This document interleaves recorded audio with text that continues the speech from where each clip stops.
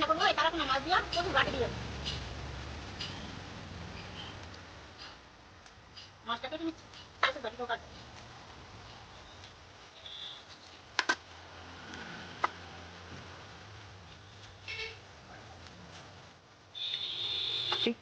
দেখো মাছটা কেটে দিয়ে নিয়েছি, এখন লবণ আর হলুদ দিয়ে মাখিয়ে রাখবো।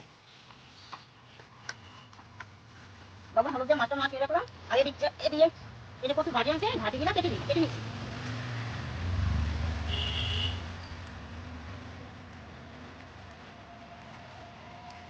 রান্না করার পরে এই যে মাছগুলো ভালো করে ভেজে নিচ্ছি।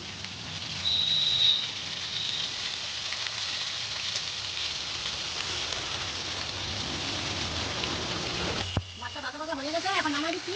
নামাই দিয়ে ওই কড়াইয়ের মধ্যে একবার সম্বর দিয়ে বসিয়ে দেবো তরকারিতে। তেল দিয়ে দিচ্ছি, এখন দেবো তেজপাতা আর জিরে।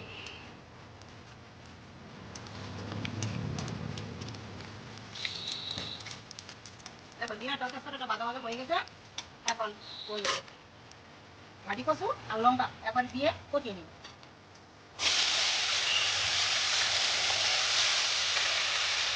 এখন নুন দেবো পরিমাণ মতো, আর দেবো হলুদ।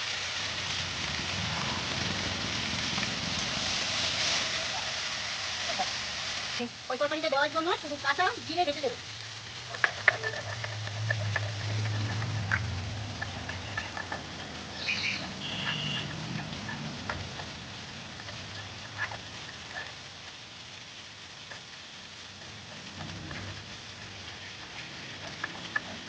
এখন জিরাটা বাটা হয়ে গেছে, এখন এটা দেবো, দিয়ে ভালো করে কষিয়ে জল দিয়ে দেবো, জল দিয়ে ঢেকে দেবো।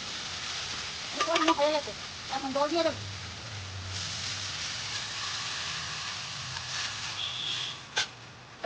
জল দিয়ে ঢেকে দেবো সিদ্ধ হওয়ার জন্য। দেখো বন্ধুরা তরকারিটা হয়ে গেছে সিদ্ধ, এখন মাছগুলো দিয়ে দেবো। আর এই জায়গায় ধনে পাতা কেটে রেখেছিলাম, এগুলো দিয়ে দেবো।